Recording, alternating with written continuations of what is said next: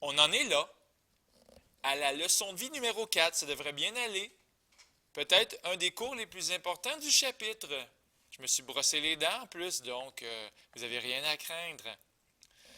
Leçon de vie numéro 4, tracer une inéquation.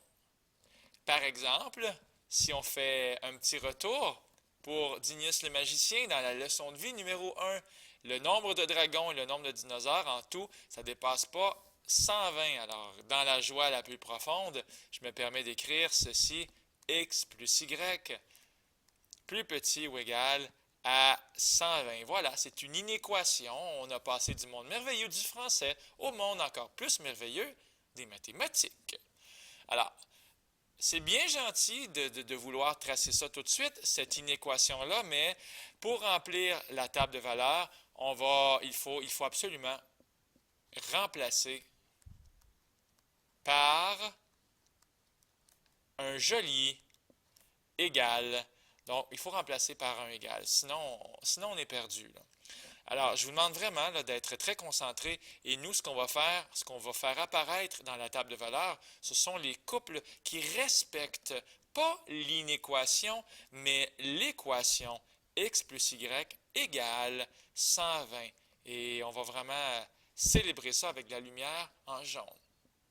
OK. Alors, évidemment, on a des trucs faciles. Par exemple, le truc des zéros dans la diagonale. On est accro à ce truc-là, hein, c'est de la vraie drogue. Si x vaut 0, y vaut 120. Et si y vaut 0, c'est x qui vaut 120. Et c'est tout.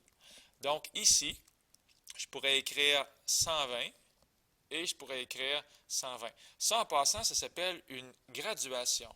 Et pour moi, c'est suffisant. Comme ceci. Vous pouvez également écrire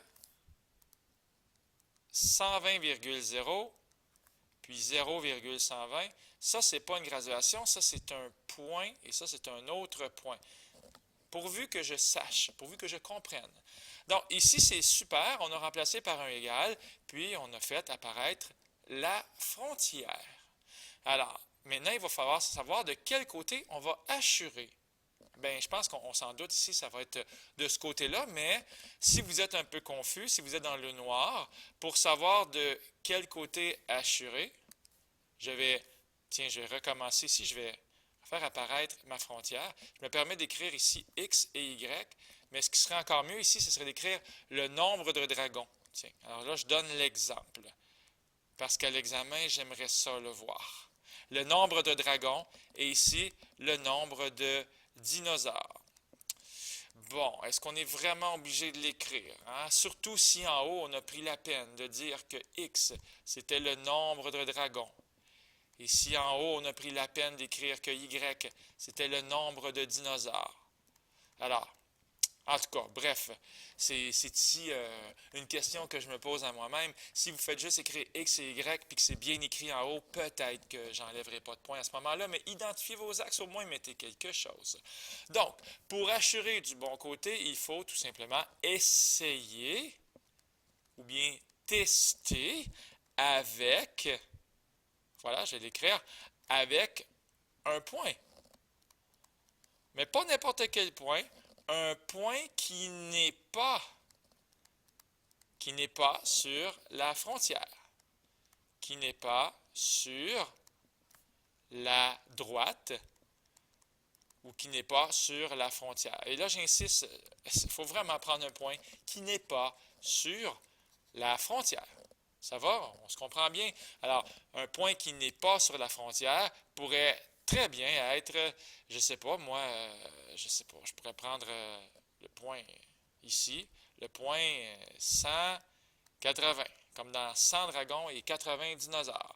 Alors, là, on va faire le test. X plus Y est plus petit ou égal à 120 et on va remplacer le X par 100 et le Y par 80. Exactement comme ceci.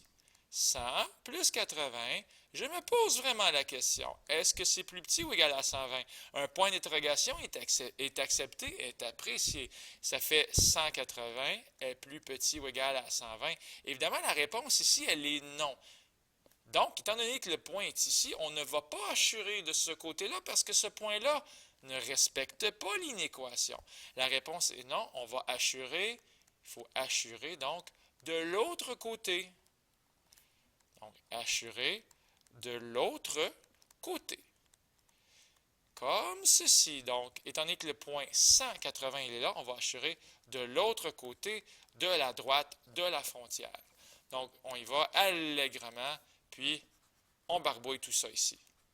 Bon, on peut se limiter au premier cadran parce qu'on sait qu'on ne peut pas avoir un nombre négatif de dragons puis un nombre négatif de dinosaures, mais sincèrement, vous pouvez vous y aller joliment, il n'y a aucun problème avec ça. Évidemment, si la réponse elle est oui, par exemple, si vous prenez le point 0, 0, bien 0 plus 0, est-ce que c'est plus petit ou égal à 120? La réponse c'est oui. Donc, on assure assurer de ce côté. Assurer de ce côté. Alors, étant donné qu'on prend 0, 0 et que ça fonctionne, on assure. Sincèrement, je ne sais pas pourquoi j'ai mis une petite table de valeur ici. C'est le même principe pour refaire apparaître avec la frontière x plus y égale 120. Mais on l'a déjà fait tantôt, donc ce n'est pas nécessaire de s'en faire avec la table de valeur. Bon, c'est bien. Attention aux nuances de mathématiques. Si c'était écrit à la place, le nombre de dragons et de dinosaures en tout est inférieur à 120, bien encore une fois, on peut tracer avec un égal. Je te baptise, x plus y égale 120.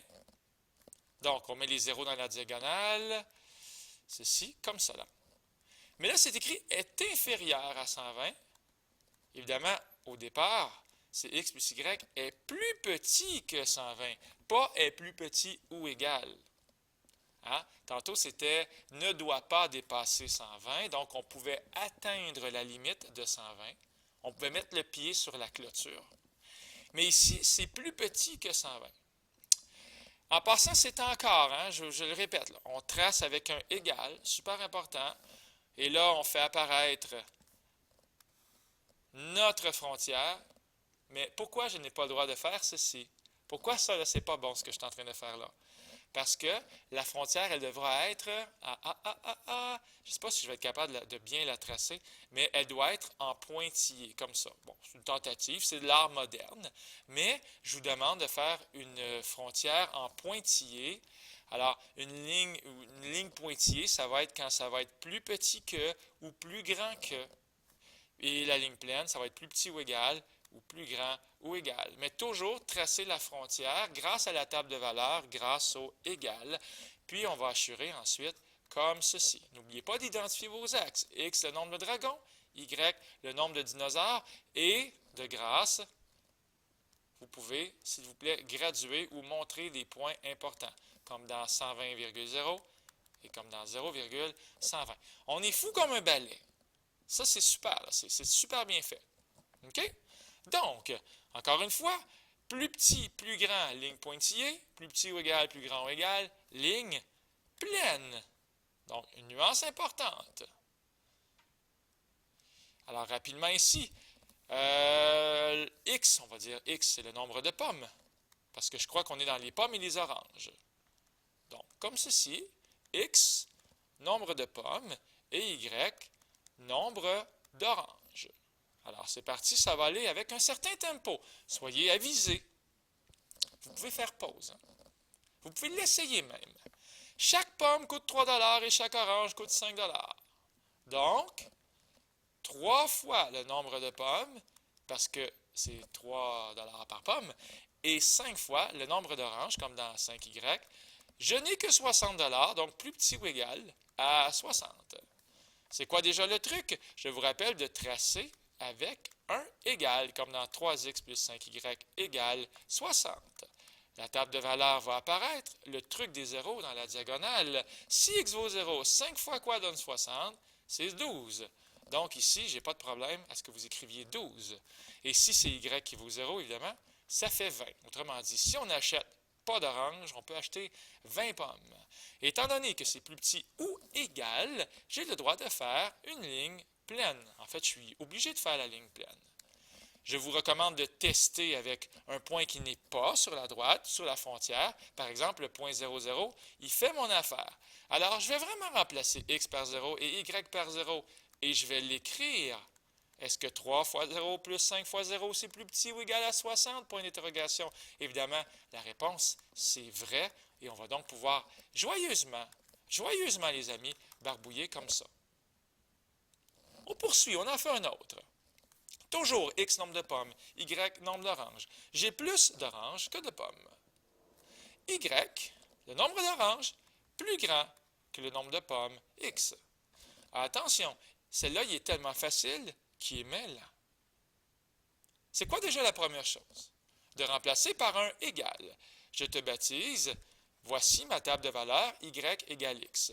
Maintenant, on est prêt à la remplir. Comme dans 0 est égal à 0. Ah, d'où Jésus? J'ai une variable qui est isolée. X est isolé. Bien, il suffit de donner des valeurs à l'autre variable. J'aurais pu faire le contraire aussi. Y est isolé. En tout cas, celle-là, c'est clair que ça va être 0, 0, 10, 10, 20, 20. Parce que 10 est égal à 10, 0 est égal à 0. Et ça serait vraiment un drame que de ne pas mettre 0, 0, 10, 10, 20, 20. N'oubliez pas de graduer, c'est important. Voilà, c'est fait, j'ai gradué. Cette fois-ci, on y va en pointillé. En pointillé, hein, parce que c'est pas plus grand ou égal, c'est juste écrit plus grand. Donc, comme ça, en pointillé. Maintenant, le test. Y est plus grand que x. Prenons un point qui n'est pas sur la frontière. Par exemple, ici, le point 10, 20. 10, c'est x. 20, c'est y. Est-ce que 20 est plus grand que 10? La réponse, c'est vrai. Et donc, le point 10, 20 a l'honneur d'être hachuré, barbouillé, peinturluré. Voilà, c'est fait. Peut-être un autre. On n'oublie pas, x, c'est le nombre de pommes, y, c'est le nombre d'oranges. J'ai au moins 2 fois plus d'oranges que de pommes. Je vous rappelle, x, le nombre de pommes, et y, le nombre d'oranges, comme ceci. Alors, si j'ai 2 fois plus d'oranges que de pommes, je dois multiplier le nombre de pommes par 2, comme ceci. Alors, 2 fois le nombre de pommes, et ici, y, le nombre d'oranges. J'ai au moins 2 fois plus d'oranges. Vas-y, on aime ça les oranges, on tourne le bec de canard vers les oranges. Encore une fois, je mets un égal, et je fais une petite table de valeurs. Si y est isolé, je donne des valeurs à x, comme ceci. Alors, 2 fois 0, ça fait 0. 2 fois 10, ça fait 20. 2 fois 20, ça fait 40. Donc, on peut y aller comme ceci. 10, 20, 30, 40, comme ceci. Il va y avoir un point là. Il va y avoir ici 10, 20. 10, 20. Et 20, 40. Voilà, je fais ça rapidement avec une ligne pleine. Allons-y en noir, comme ceci. Et vous allez découvrir qu'il va falloir assurer de ce côté-là, les amis. Finalement, j'ai au moins 20 pommes. On ne parle pas d'orange ici, on parle de pommes. Seulement, x va être à l'honneur comme dans x est plus grand ou égal à 20. Lorsque c'est écrit x est plus grand ou égal à 20, ben, on peut mettre un égal, parce que c'est ça que je vous ai appris, mais on va vite réaliser dans le fond que x, il vaut 20, puis y, il vaut ce que vous voulez. Donc, je m'en allais écrire 40. Quelle bêtise de ma part. X, il vaut 20. Alors, x vaut 20, puis y, il vaut ce qu'on veut. Donc, 20, 0. Ici, c'est 20. 20, 20. Ici, c'est 20. 20, 40. Tiens, je vais même l'écrire. 20, 40. Et finalement, ça va donner une belle droite. Une belle droite comment? Une belle droite qui va être verticale. Comme ceci. Alors, x est plus grand ou égal à 20. On va réaliser que ça va être comme cela. Si ça avait été y est plus grand ou plus petit, bref, y en solo, solitaire, ça aurait été bien sûr horizontal. Alors là, j'ai fait ça vite, mais je vous ai donné des bons conseils, j'espère. Puis le reste, c'est de vous pratiquer. J'espère que ça vous a aidé donc. C'était Luc Allard en direct du Collège Sainte-Anne.